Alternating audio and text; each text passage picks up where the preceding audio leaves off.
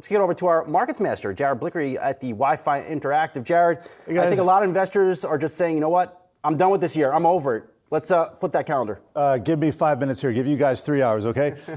This is the Nasdaq 100 year to date, and this is brutal. We have seen this. We've been seeing this evolve from day to day throughout the year. You're going to notice a lot more dark red than dark green. Obvious what the dark green means. Those are the few stocks that are ending the year with positive performance. And let's take a look here. There's actually more than 100 stocks here because we had a recent change out, and I included some of the stocks that have now been omitted from the index, and I'll get to those in a second. But just want to show you, Pinduoduo is the number one stock here in the Nasdaq 100. It's up 41%. Now, we're going to talk about some more Chinese stocks in a second here, but then you got Vertex, we got FANG.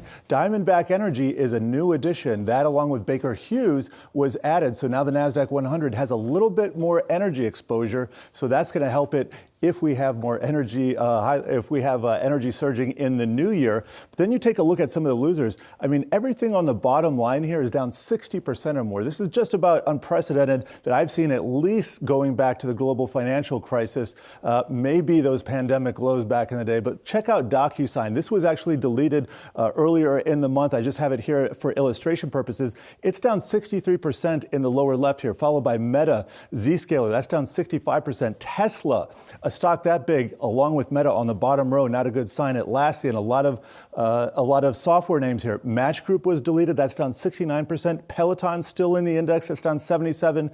Lucid, the number one stock, trading to the downside here, down 82%. They kept that in the index. And interestingly, they added Rivian. And this is interesting to me because this stock is down 82%, and yet they added it to the index. Usually that doesn't happen.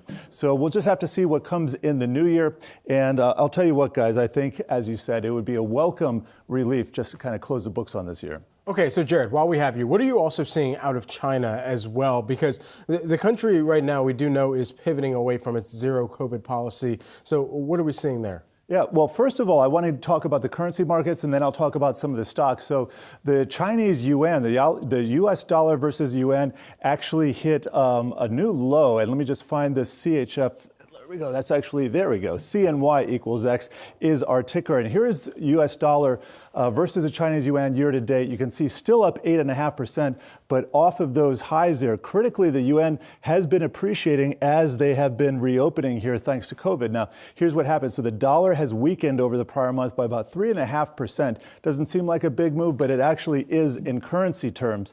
So that's good to see there potentially on that front. And let me just get to those Chinese stocks in the Golden Dragon Index. A lot of these names, so a very bifurcated board. So let me just sort this by performance so you can see the distributions of the greens and the reds. A lot more reds. And you take a look at the bottom row here, a lot worse than the Nasdaq 100. But depending upon which of these tickers you're looking at here, I'm going to go back to a market cap view. Some of these stocks bottomed earlier in the year, and some of them have lifted off towards the end. Here's a year-to-date look at Alibaba. Still one of the biggest, but you can see still camping out in the bottom end of its range here, probably the bottom 1/3, down 25%. This stock only bottomed 1 month ago. You contrast that with one of the winners here. This is a Nasdaq 100 winner by the year. Pinduoduo up 41%. You can see it bottomed in March. So China kind of its own asset class this year. That's what I've been saying. Trade it at your own risk because we don't know what's going to happen in the new year with respect to that PBOC and also President Xi. Yeah, and for some of those companies, especially given what we had seen in the annual New Year letter from Huawei this year, it'll be interesting to see how many of those companies are now baking in a business as usual or a new normal to some of those year-over-year comps that they're now tracking towards as well. Yahoo Finance's own Jared Blikre breaking down all things China for us, as well as general markets over the course of this year. Thanks so much.